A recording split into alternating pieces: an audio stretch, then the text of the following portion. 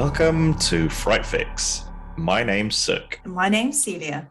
Celia, I think since we're in year 2 of the podcast officially, I think maybe we should start changing that intro and maybe your name should go first this year. Oh no, you're passing the mantle to me. I think it's too much pressure. I like routine.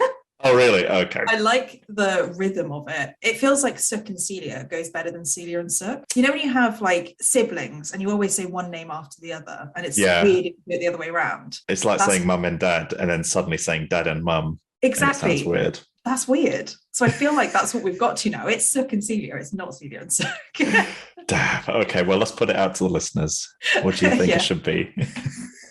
So, send a written letter with your answer to Celia's home.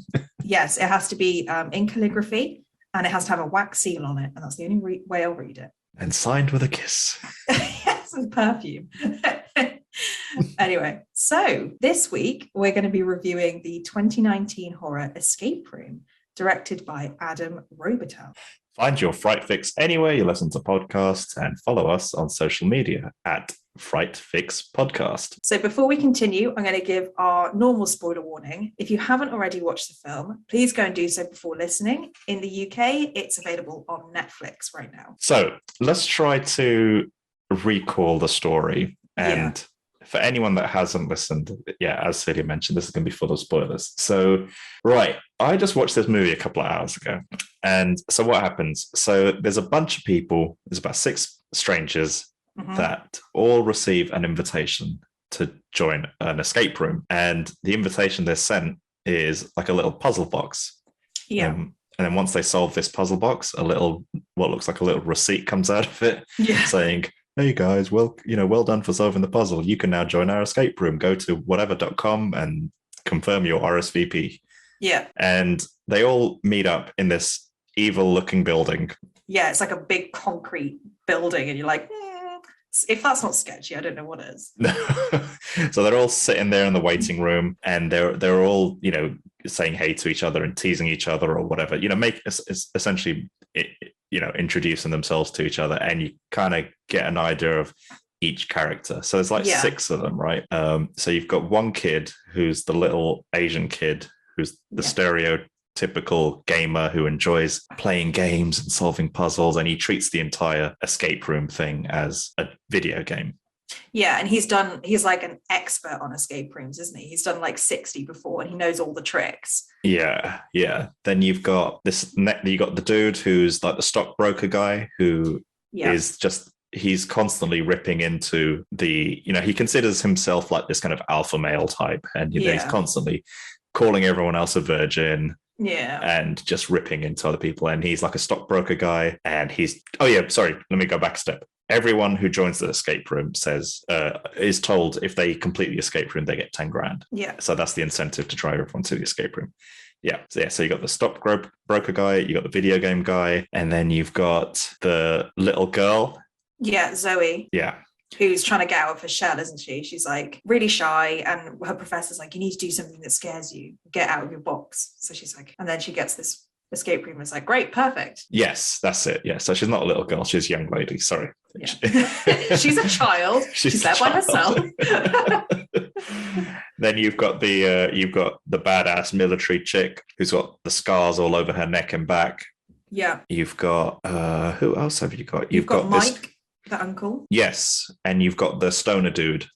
Yeah, who doesn't seem to care about anything, seems to be wearing the same clothes every day, but needs the money. Yes. So they're all obviously there for the money, but some of them have different reasons for being there, like the boy who loves escape rooms, or they could be trying to prove themselves, and like you said, it's all about character building. Yeah. So they're all sitting in this waiting room, and the receptionist, who's hidden behind some frosted glass, is like, just take a seat, guys, someone will be with you. So they're all sitting there in the waiting room, and then one of the guys tries to leave the room, and the handle comes off in his hand, and then that's when it dawns upon all of them they are in the escape room.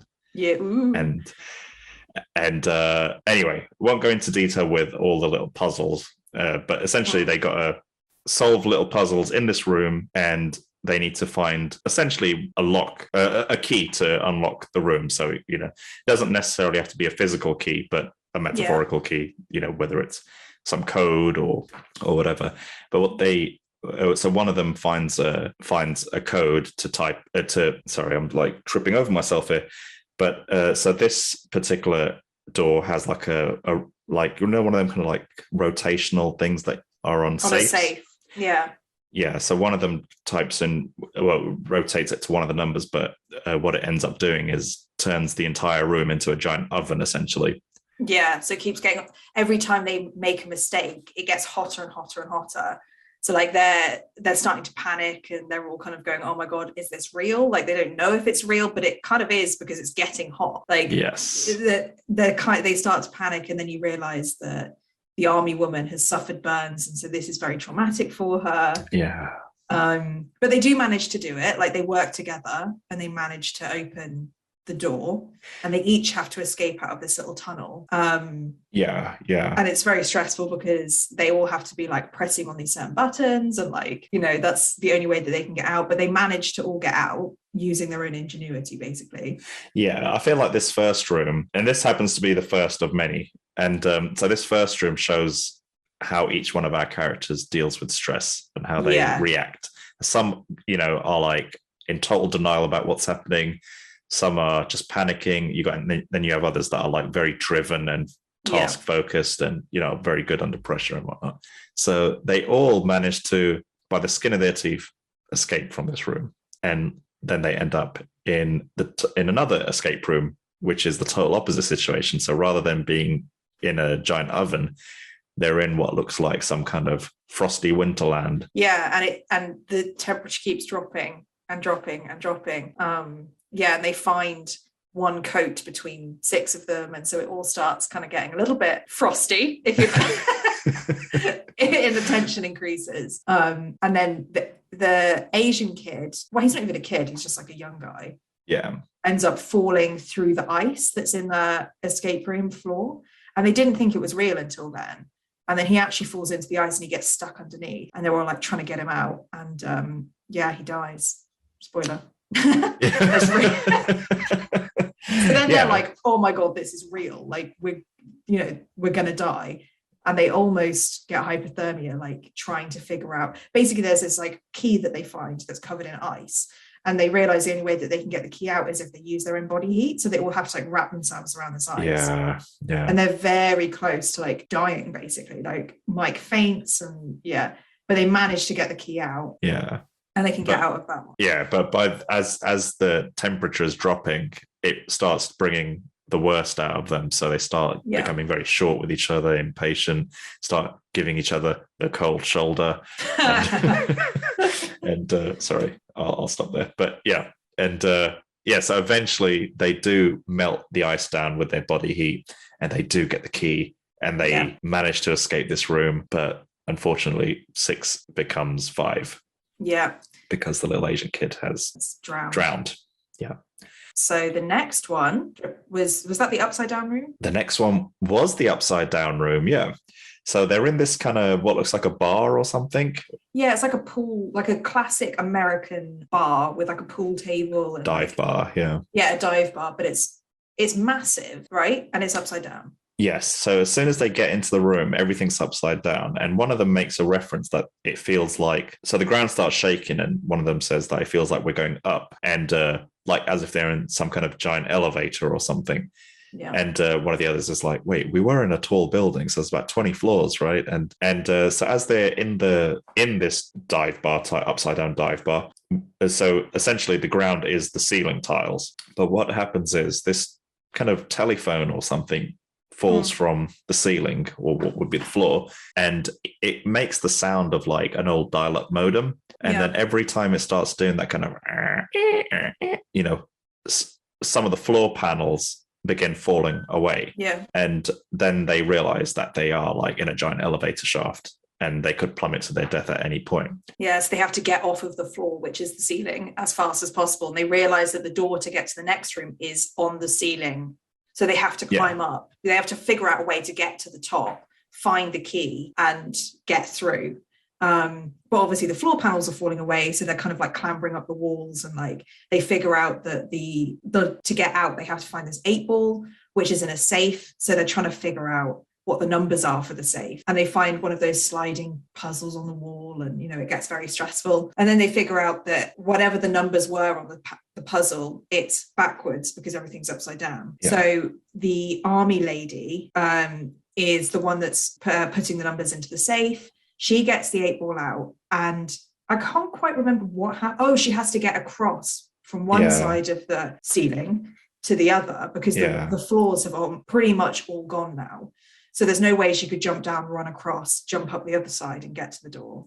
So she tries to like climb across. She looks so cool doing this, like climb across the pool table, which is in the top of the ceiling, and ends up falling. So there's one little so she's like traversing using the pool table that's upside down, and there's only one kind of floor panel left, but she accidentally drops the 8-ball onto that floor panel, and then she drops herself to that last remaining floor panel and throws the 8-ball over to the guys that are by the exit, and then it's too late. That final floor panel falls from beneath her, but she manages to grab the upside down dangling phone thing. But then she loses her grip on that, and then she plummets to her death. And RIP to number 5. So now there's 4 left. So the next room they go into is it the one which is like a hospital ward? Yeah. So it's like a hospital ward, but they're all in tents, isn't it? It's kind of like an army hospital almost. Yeah. So, and this is where the survivors begin to realize what links them all. So they all realized that they'd all had some kind of accident in their life or some kind of event where they were the survivor of that, like the sole survivor of that event. So the young girl was the sole survivor of a plane accident. The stockbroker guy was the sole survivor of a boat crash. The uncle guy was the sole survivor of a mine cave-in type thing. The stoner was the sole survivor of a car accident, which he was under the influence at the wheel. Which the military lady was sole survivor of was it like I think like a bomb on her convoy or something, right? I think it was Iraq. Who have I missed? Is that all? No. And the little Asian. And the Asian kid was the sole survivor of a carbon monoxide poisoning on his family, I think. Oh yeah, that was it. Yeah. So they all realized that they were all sole survivors and that it wasn't an accident that they were all there together. And they realized that like each of the escape rooms were made to trigger some of their trauma in different ways. And we can get into later like what they all were. But they realized that it's not an accident. And Zoe, the girl who's very pragmatic, very clever, she realizes like, well, we're being watched because there are cameras everywhere. And she's like, we shouldn't play their game. And she basically starts like ripping the place apart, like smashing all of the cameras. And while she's doing that, the other 3 are like, well, we're going to try and figure it out because there's a countdown that starts, and the countdown, when it gets to 0, it will release poison into the air. So they're like, okay, well, we need to find our way out. And then it kind of gets a bit crazy. This was the point in the film where my brain kind of switched off a little bit, because I think everything from this up until this point in the movie was very 100 miles an hour and very intense and very demanding, and I just kind of needed a bit of a breather, and my brain didn't quite wake up at this point. So I think all I recall is something about them having to get their heart rate at a certain BPM or something. So the stockbroker thinks that they have to get the heart rate as high as possible. So he gets the ECG machine hooked up to Mike, the older guy, because he's panicking the most. And he's like, right, get your heart rate up. And it keeps failing, to work. So he finds those electric paddles that you use to like revive someone. Defibrillators. And he was like to Mike, we need to get your heart rate up. Let me do this to you. And after a bit of like, no, you're crazy, Mike eventually lets him do it, but it's still not working. So he keeps using the defibrillator. The defib. The defib on Mike. And it keeps failing until eventually Mike flatlines. And that's the point where the stockbroker realizes that it's not supposed to be getting your heart rate up. It's trying to get your heart rate down to like as calm as possible. So while the stoner's like freaking out that this guy's basically killed he has killed Mike is now dead, the gas starts to release. So the stockbroker goes into this like Karate Kid meditation where he's like blocking out the world, and he manages, even while the other two are choking on the poison, to like get his heart rate down really, really low. And that manages to successfully open the door to the next room. But so him and the stoner guy get out, but Zoe, the girl, ends up like passing out from the poison, and they leave her in there.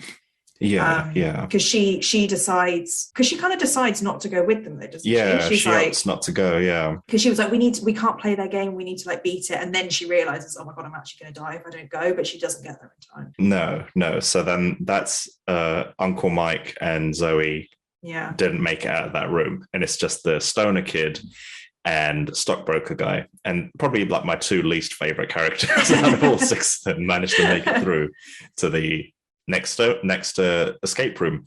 And so when they go into this next escape room, everything's black and white. There's all wavy lines. I don't think any of the walls are straight. The floors aren't straight. The furniture is all weird. And then I can't quite remember how it happens, but they all start to trip out. So they have one of those like you see in submarines, those like turny, I don't know how to explain it. Like they knew there was a tunnel underneath, so they had to turn this like metal wheel to open the hatch. Then they realized when they touched the hatch, they got DMT on their hands, so it was going into their system. And so the escape room told them that they needed to find the antidote. And then they both start tripping out, like their eyes are getting massive, like they're freaking out. So they're like scrambling around this room trying to find the antidote, and the stoner guy ends up finding it. There's only enough for one person, so they end up like tussling, and eventually the stockbroker hits his head on like the wall. I think this was also the bit where the stoner guy and the stockbroker guy, before they even get drugged, I think the stoner guy comes to the realization that the stockbroker guy wasn't the sole survivor of his boat crash. But what had actually happened was it's revealed to us that the stockbroker guy had actually killed all the other survivors of the boat crash in order to survive. So he, I think there was only one jacket between all of them. And there was only two people. It was only him and his best friend on the boat. So it was him and his best friend on the boat when it capsized. And he lied, the stockbroker lied and said that the other guy had kind of got hypothermia and gone crazy and tried to kill him. And then he ended up jumping off the boat and swimming away. But then the stoner guy was like, that's not true. And then he's like, I did kill him because there was only one jacket and one of us had to survive. So, you realize that the stockbroker was like a bad guy. But it doesn't matter for very long because then he's dead. Well, it's not even like this is some kind of big realization, or big character twist, because the stockbroker guy wasn't a very likable character at all. I think it was just the end of his story, wasn't it? It was just like...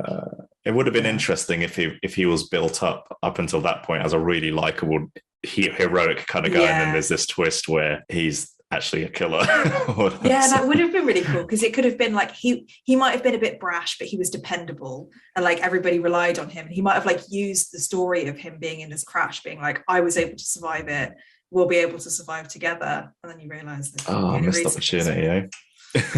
So the stoner guy is the only one left, and he manages to give himself the antidote, and then he gets into the last room, which is like a study, an office with lots of stuff in it, and he has to get these 4 numbers to open the door, but the walls start closing in on him literally, and he knows that if he doesn't get the numbers in time, he'll get crushed. So he gets the numbers, but the walls don't stop. And he just gets crushed and crushed and crushed. And he's so close to getting crushed completely.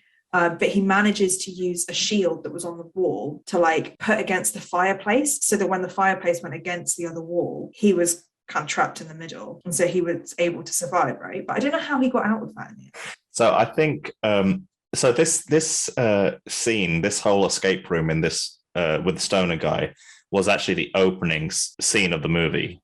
They repeat it. So then they repeat it. And funnily enough, at the beginning of the movie, I was thinking, the only place I would go to is probably the fireplace. Yeah. Like, because it's the only bit, like, even if the other wall smashed, like crushed the other wall, the fireplace would still be, there'll still be a void there where you could kind of chill out. So I think what happens is he goes into the fireplace and then the other side of the fireplace opens up. Oh yeah. Oh, because the fire is lit, by the way. Like it's but I think he puts it out. But he puts it out by using the helm, the shield. Yeah, and then he gets up the other end. And he's in this. So he goes out the other side and he's in this giant kind of warehousey type thing which has like some kind of video equipment and studio type equipment. And he goes there and you see it like a big screen on the wall, which has all the participants on there, and with all the dead ones have giant X's through them. And it's revealed that he's the winner. And this random guy, British guy, comes out of nowhere and starts saying, "Oh, well done, you're the winner." And then starts talking about, "Oh, we have very wealthy, powerful clients that, enjoy this whole escape room game, and we've been doing it for centuries, and that's why people used to watch gladiatorial fights years ago or whatever, and blah blah blah, this whole spiel." But at the same time, whilst this kind of conversation, it's basically like how the villain reveals his plot to James Bond. It's that kind of scenario. But simultaneously, whilst that's happening, we cut to that medical ward type place where the gas was released, and we see some guys in like hazmat suits walking around, like saying, "Oh no, you can hear them saying, 'Oh, we found a dead body. Oh, there's another dead body here.'" And they, point at Zoe's, dead body. But then Zoe gets up. She's not really dead. She was faking it. And she used an oxygen mask that was part of the medical tent to keep herself alive, because she knew at some point someone was going to come and collect their bodies, because she knew that was, that there were people watching and that this is all a game to somebody. Yeah. And then she like hits those guys over their heads and knocks them out, so the ones in the hazmat suits. And I think she takes their gun or something, and then, goes out of the door that they came in, which is like the backside of all the studio and all the sets and everything. And we cut back to Stoner Guy, and it turns out that the British guy who's revealing the plans, basically it reveals to Stoner Guy that even though he's won, he says something about, when the Kentucky Derby happens, the horses don't get the prizes or something. Yeah. And then he kind of tries to garrot Stoner Guy, tries to strangle him to death. But whilst that's happening, Zoe comes in and then shoots the British guy. Yeah. And there's a little bit of a very short kind of chase that ensues. And then basically what happens is Stoner Guy and Zoe end up putting a few bullets into the British guy. Yeah, just to make sure. And then they manage to get out, but they go to the police, and the police take them back to the escape room because they wanted to like verify their story. And they find out that it's all cleared out. And Zoe's like, "It's here." And the police are like, "We don't believe you," basically. And she sees graffiti on the wall, because they've like completely stripped this place. It just looks like an empty building now, but there's graffiti on the wall. Does it say like "No escape" or "No way out"? No way out is graffitied on the walls. Yeah. So she's like, "Oh, they were here.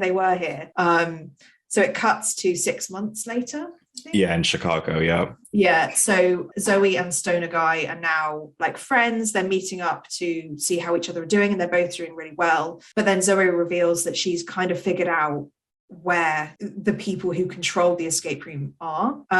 And she's like, "We need to go there and, figure this out and see if," because they're killing people all the time. So she's kind of got this, revenge plan, and she's going to conquer her fear of flying, because obviously the trauma that she had was that she was in a plane crash, and she was like, "We're going to get on this plane and we're going to go there." And the whole thing ends with the escape room, master.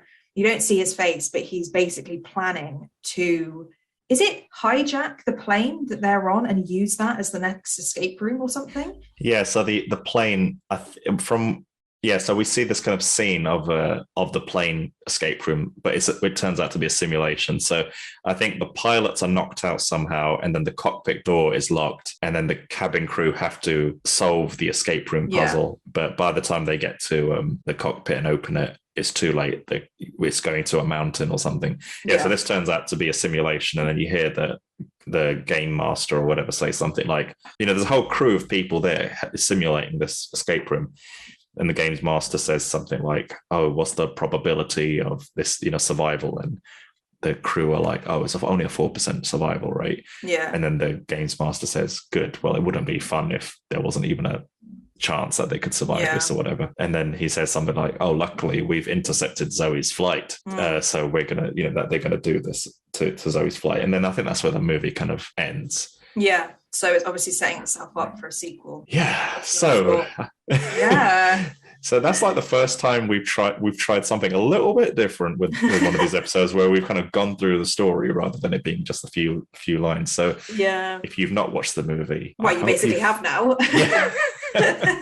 Yeah. So what did you think of the movie? And so bearing in mind, this is season 2 of Right Figs, and I've started off with the first suggestion. So I've made you watch this one against your will.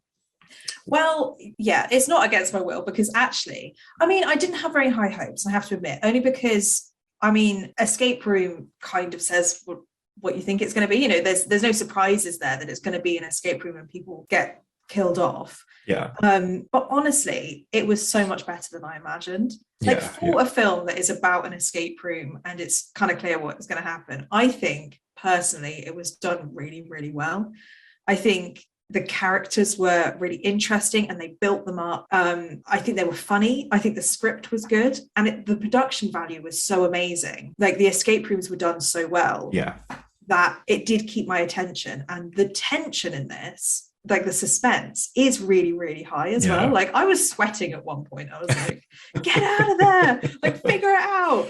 And I just think that they've taken a very basic idea, but they've done it to the best of what this idea could be, in my eyes. I know that's quite high praise, but like I really, really did enjoy it, and it was unique. Oh God, I've started already. It's only no, that's okay. A minute in, and I've already said unique. no, it's fine. And I like the twist in it as well. Like, I like that you saw the beginning, like the stoner guy in the study at the beginning, and then you assume that that's how it ends, but it doesn't, because Zoe's still alive and there's like a whole bit afterwards. So it's like, they get you a little bit, and the fact that they used real trauma, and I just think that, to be honest, overall I was very pleasantly surprised.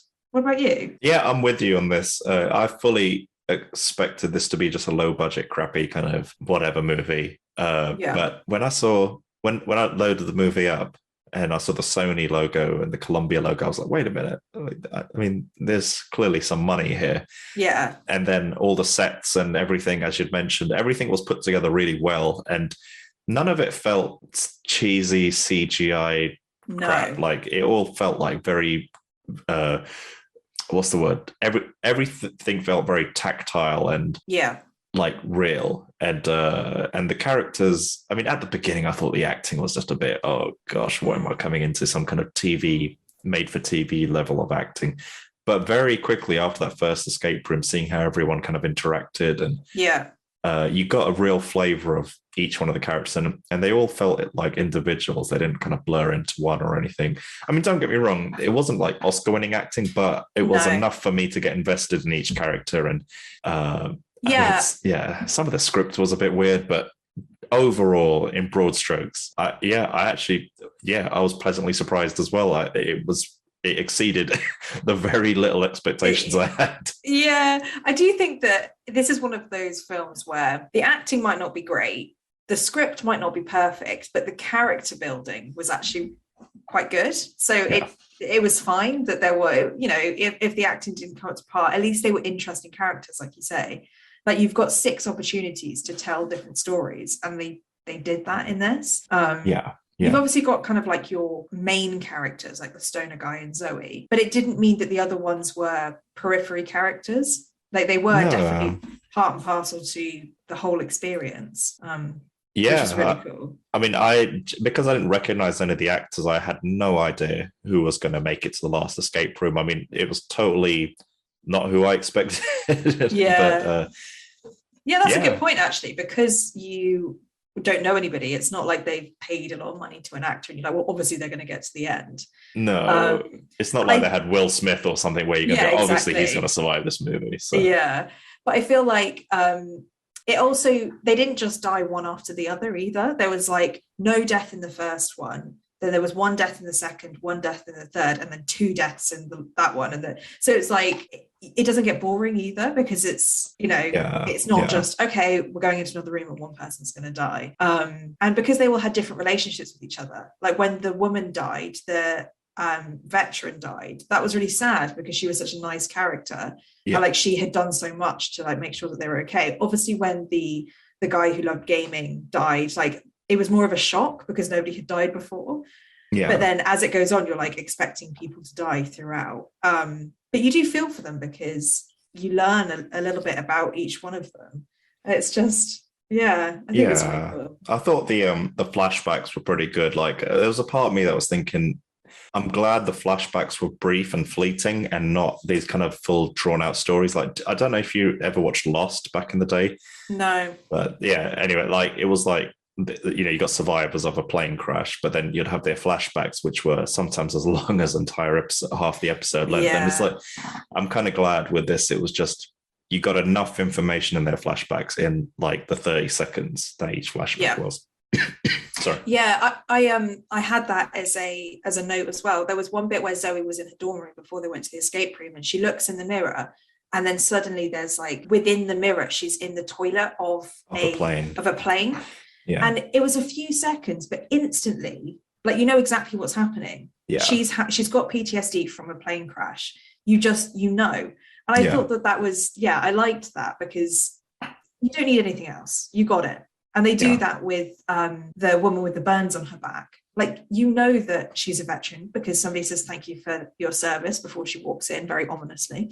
And she's got these burns and she's obviously scared of fire, and then there's like a 2-second flashback of her climbing out of an army truck with everything on fire. It's like, okay, we've got it. The only one that was a bit weird was Mike, the older guy, because they basically didn't say anything about his traumatic experience until he told it. Like he didn't have, because they all seem to have moments where their traumatic past came back because of the escape rooms, because obviously they've been created for each of their traumatic pasts. But like Mike didn't really have that, because I think the last room was for him, which was the crushing walls. Yes, that's true. Yeah, but same with the video game guy. Like he was long dead, and I think they read his hospital report until they revealed what his story was. Yeah, and that room was for him because it was a poisonous gas being released. They didn't make it to their rooms that were designed for them. Yeah, which I think is even better. Like it makes it more realistic than being like, okay, well, the people who survive, it makes sense that it's their rooms. Absolutely agree. What I also like is that they clearly were playing on the problem, the experiences that they'd each had, but it wasn't like a recreation of what happened to them. Like the first one was basically you're inside an oven, which is not the same as being in an explosion, but it has the same feeling. Or like being upside down in a bar, in a dive bar, isn't the same as being upside down in a plane, but it made that happen to Zoe. Yeah, I think they just got the core element of what their trauma was about, and then just twisted it. Yeah, and it doesn't feel lazy from the writing side, because you're actually thinking about, okay, how can we make this interesting without it being so obvious that this is what we're doing. No, it was good. Yeah, I agree. Yeah, it wasn't too on the nose. There was enough there. Like that was different. Yeah, I thought it was very clever. Yeah. Did you ever watch Squid Game? Yes. Because it's kind of Squid Gamey, isn't it? Yeah, it really is. Yeah, I got Squid Game vibes throughout. Yeah. Yeah, but this was before Squid Game, because this was 2019. Yeah, I mean, Squid Game was a bit more. You kind of knew it was like a contest, and there was like participants. It was a bit more structured and whatnot. Whereas this was kind of like Saw a little bit. Yeah, it was like Saw, Final Destination, and Squid Game, like all merged together. Yes, because obviously they all survived there as their sole survivors of something. But I suppose with the Squid Game, it's kind of like there are rich people watching you die for fun, and you never really know who those elite are. No, which I thought was really cool. Okay, I have a question for you. Okay, it's a kind of two-pronged question. Yeah. One, out of how many escape rooms there were, which would be your worst, like the worst one that you'd want to get through? All of them. I think I think if I had to choose one, it would probably be the crushing one, the room where the room was crushing, because I just got a thing about being in enclosed spaces. I don't like it. And I was just watching that. I felt like myself take shallow breaths just watching that. Like, I think I may have told this on a previous episode, but I was in Vietnam and I went through one of them, where the Viet Cong fought, they hid under the ground quite a lot, like, so in these very narrow tunnels underground. And in this kind of touristy place we went, they had like a tunnel you could go down to experience it. And the tunnel had exits at various points, and the tunnel got like smaller and smaller with each exit you passed. And even though I left at the first exit and some of the other braver ones kind of just carried on, but I replay that situation in my head all the time and like have these kind of nightmare fantasies about not knowing how to escape or get out of that, and just like kind of like, I don't know. So that for me was probably the worst. The room crushing off. What about yourself? I think it's probably between the fire, because I hate being too hot, and like the idea of being burnt alive is like the worst thing I can imagine. Like, I'd way rather freeze to death, I think, than like burn alive. I don't know, that it just really stressed me out, like the idea of that. But the other one that like was really stressing me out, even though it was kind of the shortest one, was the one where they got spiked and they were like hallucinating, because the idea that like it was inside your body and you can't stop it, it just, that freaked me out. I feel like, not being able to control yourself, like what if you didn't find the antidote and you're just completely tripping out? But like, at least in the other ones, you had your mind. You're like, okay, if I figure this out, we'll be able to get out. But with that one, it's like you're basically scrambling around, hallucinating, trying to figure out. That freaked me out as well. Have you ever had like your drink spiked or something like that? No. I just think it's just the idea of not being in control, like of yourself. But the other question, which I think you've kind of answered, is if there was an escape room that was designed for you, like what fear would they tap into? But I'm guessing it's enclosed spaces. Enclosed spaces, drowning, that kind of stuff. I can't handle that. What about creepy crawlies? What about spiders? And it depends. Like if they were like poisonous spiders, or if they're just like harmless spiders, I could probably get over it. I mean, it'd be difficult, but What about yourself? Like, what would be a customized escape room for yourself? I don't know. I've kind of asked the question. I never thought about it myself, because I'm fine with heights. I mean, probably, drowning feels like a horrible, like if a room was filling up with water, like that would be horrible. I think I'm okay with bugs and insects and things like that, but it would probably be the heat one, like the idea of being too hot. So like anything that's like the temperature's rising. No, thank you. A question for you. Would you have done this for 10K? No. And this is something I thought right from the beginning. I was like, obviously they thought it was a normal escape room. Yeah. So obviously I'd do a normal escape room for 10K, but I wouldn't, if somebody told me like, oh, it's a bit sketchy, like nobody really knows anything about it. If I was warned a tiny bit, there's no way I would risk it for 10K. Because also, even if it's just a scam, like what are they scamming you for? You're going to this like random building in the middle of nowhere. If something's too good to be true, it probably is.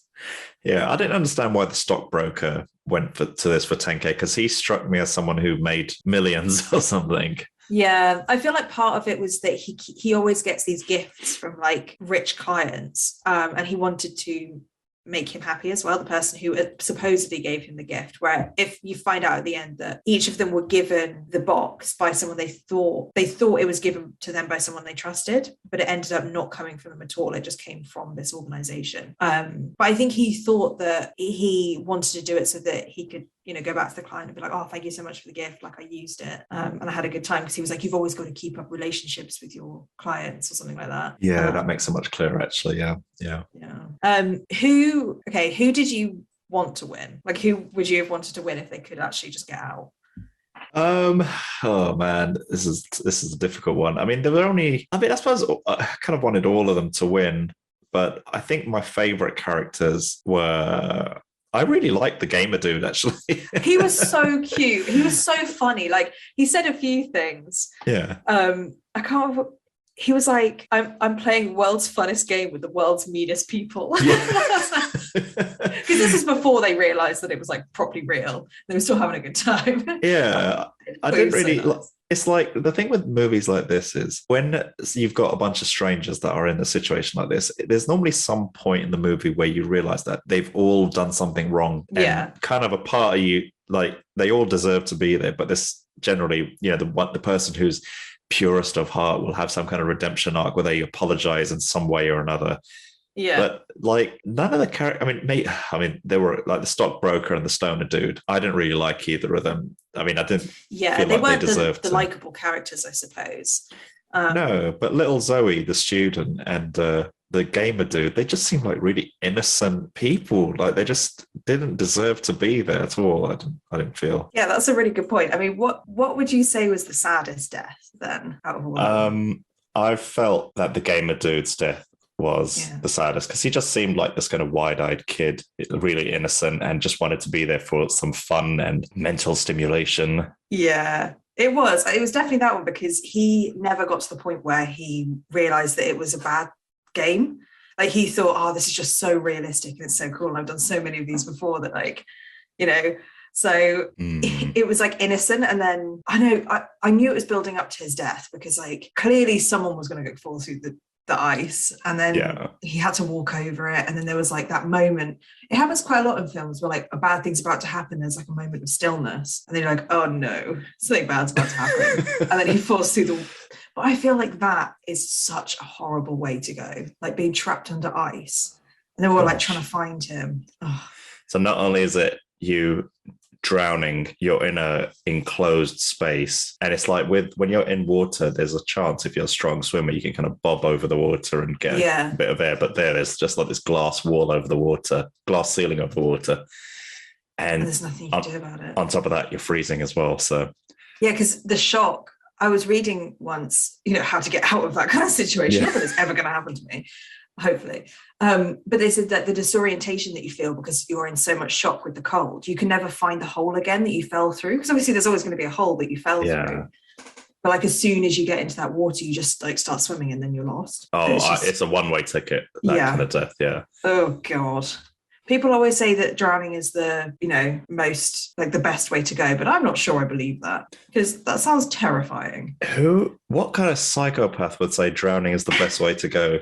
Well, there's like this theory that it's the most peaceful way to go, I think. Not best. I feel like that's probably the wrong word. But like, apparently it's the most peaceful way to go. Like once you stop struggling, you just go. Yeah, whoever said that, we need him on the podcast as a guest. Something that is in like popular culture. I feel like I've read it somewhere. Oh, okay. Well, that's the first time I'm hearing it. I'm sure it is. I'm just not in those circles. I've just had really dark conversations with people. Oh man. Oh, where did we get to? What did you think of the way the movie ended? Like how when Zoe takes the police officers back to the building, and it turns out it's just an abandoned building, and there's just graffiti on the wall saying "No Way Out," and then she has some kind of flashback where "No Way Out" is an anagram of Dr. Wu-Tan Yu. Yeah. What did you think of that whole thing? Like, do you think it was just an abandoned building and they all just had some shared psychedelic hallucination, or do you think they just like the bad guys packed up shop and cleared the building? Or well, I do think that they were real, because then it goes on to like the warehouse where they're all making the new escape rooms, and they're all still very much. But I feel like, I don't know how I felt about the whole Wu-Tang Yu thing, because that name is used throughout, and it's like, oh, it's a Easter egg of some sort. Like you're going to figure out who Wu-Tang Yu is. Yeah. And then it just felt like, all right, so it's an anagram for No Way Out. It's not that like interesting. It doesn't mean anything. Like it would have been, I thought one of them was going to be Dr. Wu-Tang Yu or something, and like there was going to be a revelation, but I don't know, I felt a little bit underwhelmed when it was like, oh, it's just an anagram for No Way Out. Okay. Yeah, I wonder if that shadowy figure that's the mastermind behind all of this, I wonder if that's Wu-Tang Yu, or if I'm overthinking it. I read on Wikipedia that there's a sequel to this movie. What, already out? Yeah, I think it may come out like in 2021, possibly. Right, yeah, because it was obviously setting itself up for a sequel. I do wonder whether it's going to be one of those films that just has like loads of them, because you could kind of just keep doing this. Yeah, like Saw. Yeah, because you could just make up different escape rooms for each one. Yeah, and I also read like between the years of like 2017 or something, and when this film came out, there were like 4 movies called Escape Room that all came out. I think they're just kind of riding the wave of escape rooms because they've gained a lot of popularity in recent years, haven't they? Have you ever done an escape room? That was going to be my question to you, actually. I have done an escape room once. So before I joined where we work now, like the previous company, it's kind of funny, actually, how it all happened, because this was during the run-up to Donald Trump's presidency. Yeah. So it was Hillary versus Donald, and me and my friends, the people I shared an office with, we went to a betting shop, and I've never betted in my life. But we all went in, and we just each one of us put money down on like Hillary winning. Right. And one of us, so the 4 of us, 3 of us put down different odds on Hillary winning and different amounts of money. So we kind of covered ourselves so if we lost in one, we'd earn in the other or something. And because you were so confident that Hillary was going to win. So we would just already begun dreaming about what we were going to spend our money on and stuff. Yeah. And one of us, as a group, we decided that one of us, just as a minor thing, maybe bet on Trump winning. Yeah. And obviously Trump won. And so we won money. And right. Then we just were thinking for ages, like, what should we do? And then we decided to book, like, we didn't win a huge amount. It was about 200 or 300 quid we won or something. That's still fair enough, you know. Yeah. And so we booked an escape room and dinner. And so we went to this escape room, and oh my goodness, I've never felt so stupid in my entire life. Like, really, could you not figure it out? Oh my goodness. Like, the 3 people I was with, I was certain I would be the one that would lead the group. Like, I would be the one who I was so convinced. But no, I was the stupidest one out of the entire group. Like, I just did not get anything. And it's like the other 3 really came out of their shell, and they just looked at things in such a different way, where to each one of them, certain puzzles were very obvious and very clear. Yeah. I knew nothing. Like, I put my hands up. I did not get any of it. It's the stupidest I've ever felt in my life. And we didn't escape. We got through like 2 of the 4 rooms, I think. No, 3 of the 4 rooms. And no, actually, I think we did get to the final room, the 4th one, or was it the 3rd one? And the guy who was like our kind of games master or whatever, and every now he said, I think throughout the puzzle, he said, in each room, I'll give you a certain clue if you need help or whatever. Yeah. I think he felt so sorry for us with the last room that he gave us like 20 minutes extra just for free, because I think we were the last customers of the night or something. And he's like, and then he just got frustrated with us. He was losing his temper with us.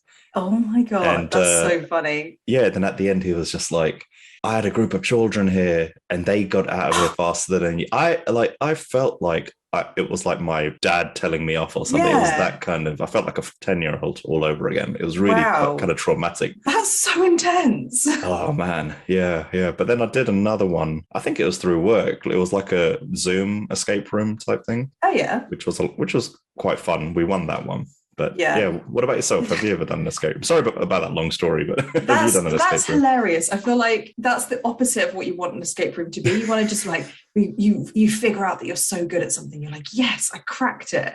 And you were just there like, oh no. I wanted to escape from that guy. That's what I wanted to do.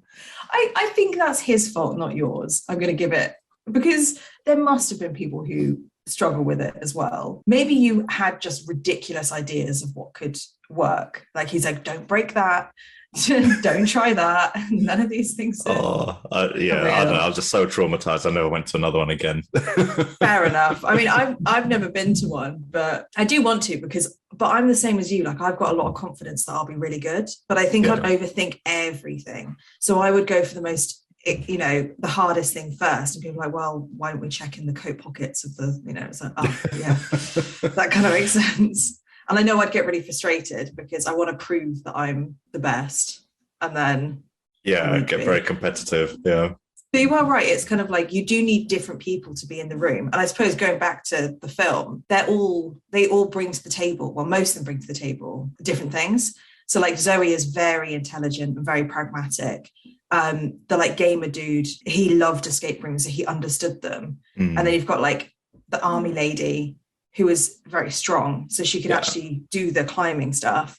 The other ones didn't really have, I don't feel like, I guess the stockbroker was like the leader in some ways. He could be like... He just spent all the escape rooms more or less just screaming like, how are we going to get out of this one? What do we do? What do we do? Yeah. Like, he was just like adding stress unnecessarily. And I was just, oh, dude. That was his job. Just to what a leader. Because he was saying like Zoe kept finding, like she made one mistake and then he was like, okay, you can't find anything else. And it's like, she made one mistake. And then you're like, nope, that's it. You're done. Yeah, and then she kept finding, she's like, guys, like I've found the next thing. And he's like, shut up, we're trying to figure it out. She just left him to burn. Just realize how harsh that sounds. Wow, I love this side. I love this side of you, Sarah. I don't like being talked over. I feel like that's what but Zoe was like trying to find herself as well. I felt so sorry for her because she was so shy and she'd been through so much. And but then she kind of came out of her shell, had a redemption arc of her own. Yeah. I was I read this little bit of trivia online where so I'll just read it out. I just did a straight copy and paste of it.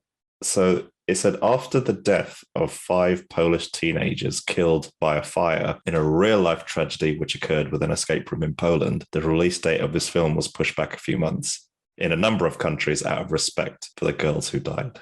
Wow. Oh my God. It doesn't say like what happened to make the fire? Like it wasn't, I'm guessing it's part of the escape room. It must have just been like an accidental fire. Oh, that's so unlucky that it's like the same time. And what I don't get is like with these escape rooms, there should always be some kind of attendant there. Yeah. That monitors each room that could like just unlock the door or whatever. Just in case. And surely there are fire exits. Well, there should be in each room, like to get in, just if somebody fainted or something, like you're not going to be like, right, okay, quickly find the next 5 clues and you'll be able to get out. Here they are. So you'd obviously just have a door that you can go through to get to people. Like at the end of the day, it's supposed to be fun. It's not supposed to be like an actual, you're locked in a room and you won't be able to leave until you figure it out. No, what if life is an escape room, Celia? Dun, dun, dun. And we need to find a way out. Yeah, and all we're doing is like collecting little bits that mean that we can go on to the next stage of life. And each one is like unlocking a door until you get to the end. And well, nobody knows what's behind the last door. Wow. There we go. I feel like escape rooms and things like that, I really like the idea of them because they're so visceral. Like it's a game that you actually have to use your own your own skills to do. So like a board game or something like that, it's just a board game. It's not very interactive or immersive.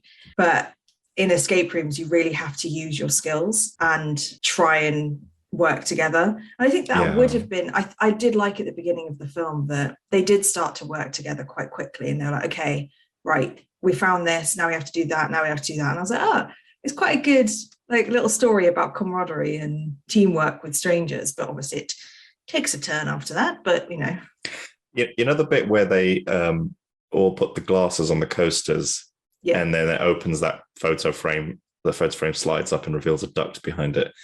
I genuinely was waiting for the moment where someone was going to climb through that duct and the photo frame was going to come down and cut them in half. I was convinced that was going to happen, but it didn't. So was I feel like this film isn't gory at all. It's not like, I kept thinking that's the way it was going to go. It was going to be a bit more like Saw or something, and there was going to be a lot of visceral body horror stuff, but I'm kind of glad it wasn't. Because it was more surprising when it did happen, because I kind of convinced myself that, okay, maybe they don't die, like maybe something else happens to them. Because there were so many opportunities where people could have died in the first room and then throughout like the second room going into the cold. Like, there were quite a few opportunities for something to happen. I was like, I don't know how this is going to go. Yeah, because there's a bit in the first room where suddenly, after the room starts heating up towards the end, like the chandelier thing in the middle of the room suddenly turns into a giant gas burner. Upside down. And there was the computer game guy was just sitting beneath it looking at it. And it's like, dude, run. And I thought that was just going to incinerate him. I thought that was going to happen, but it didn't. Yeah, there were loads of moments where I thought certain gory deaths were going to happen, but it didn't. So maybe it's probably a good decision. I think you're right. And I think it opens up the audience a little bit more, like widens the net for the potential audience of this movie. Yeah, and it makes, I mean, the deaths are still sad, but they're just gone, and then they go on to the next room. I do like that they don't think, or they don't talk about the deaths for too long, because it's like, okay, now you're going to spend the rest of the film going like, oh, we left her and we're going to be so sad about it. It's like, okay, at least they were like, right, we've got to just carry on. Yeah. Because I think I said earlier, like, I really don't like it in films where something's clearly real and it's happening, but nobody believes it's real. And you spend 3/4 of the film them trying to convince each other that it's real. In this one, they're like, okay, it's real. We have to get out and survive. Because I thought with the first death of the guy under the ice that it wasn't real, because you do see him like kind of fall under the ice and look like he's drowning. But you never, and then in the next room, when the woman falls, you don't see that. You just see her fall and you don't see her hit anything. You hear the noise. But I thought, okay, maybe this is like a big ruse of some sort and they're all going to be alive at the end. Interesting. I think when Mike flatlined, I was like, okay, this probably is real. But again, that could be faked, I feel like. So, but then I wonder if that's what happens, like all the people that we see die in ways that could be misinterpreted or acted out. Maybe they come back or something. Yeah, maybe they're all part of it. Maybe we have to see it. Oh, yeah, we definitely got to see the second one. I don't know if it's on Netflix, but we got to check it out. Yeah. I think it's worth it. I think it's worth a sequel. I feel like it's, there's, because they were so unique. Because they were so different, all of the escape rooms. I would be quite interested to see what else they could come up with. Like they could definitely do one with like animals or insects or something. They could probably do more with like running out of air or water or something like that. Like there's quite a few other ideas. Yeah. I wonder if they do bring the same cast back, or like if it's a continuation story, or if they just hit the reset button for the sequel and it's just escape room but with 6 new people or whatever.